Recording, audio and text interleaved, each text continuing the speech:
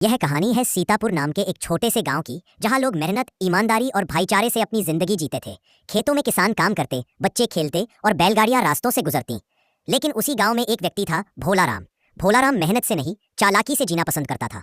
वह अक्सर दूसरों के खेत से चोरी छिपे अनाज उठा लेता और गर्व से कहता, दिमाग हो तो मेहनत किसे करनी पड़े, भगवान ने अकल दी है, उसका इस्तेमाल कर रहा हूँ। गाँव के बुजुर्ग उसे समझाते, भोलाराम, बेईमानी का फल कभी मीठा नहीं होता, सच्चाई की राह अपनाओ।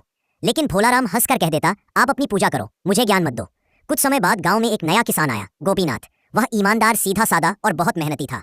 दिन रात खेतों में पसीना बहाता और धीरे धीरे उसकी फसल हरी भरी होने लगी। गांव वाले उसकी मेहनत की तारीफ करने लगे। वाह गोपीनाथ, तेरी मेहनत का तो जवाब नहीं। यह देखकर भोलाराम के मन में ईर्ष्या की आग जल उठी। उसने सोचा, यह नया आदमी सबकी नजरों में चढ़ गया, अब इसे दिखाना पड़ेगा कि असली खिलाड़ी कौन है। एक रात जब गांव सो रहा था, भोलाराम चोरी छिपे गोपीनाथ के खेत में पहुंचा। उसने वहां से कुछ फसल काट ली और खुशी से बोला, अब सब कहेंगे भोलाराम की फसल सबसे अच्छी है।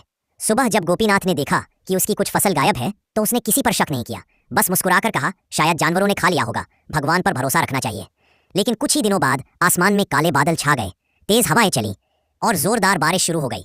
गोपीनाथ के खेत की मिट्टी मजबूत थी, उसकी फसल बच गई। मगर भोलाराम के खेत की मिट्टी बह गई, बीज बाहर निकल गए और खेत कीचड़ में बदल गया। भोलाराम घबराकर बोला, हे भगवान, ये मेरे साथ ही क्यों हुआ।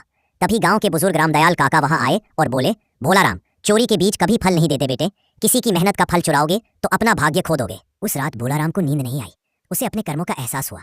सुबह वह गोपीनाथ के पास गया और आंसुओं से कहा, भाई मुझसे गलती हो गई, मैंने तेरी फसल चुराई थी, मुझे माफ कर दो। गोपीनाथ मुस्कुराया और बोला, भोलाराम तूने गलती मानी, यही सबसे बड़ी बात है, अब चल मिलकर मेहनत करें। उस दिन के बाद भोलाराम ने ईमानदारी से काम करना शुरू कर दिया। जो लोग पहले उससे दूर रहते थे, अब उसका सम्मान करने लगे। गांव में फिर से खुशहाली लौट आई।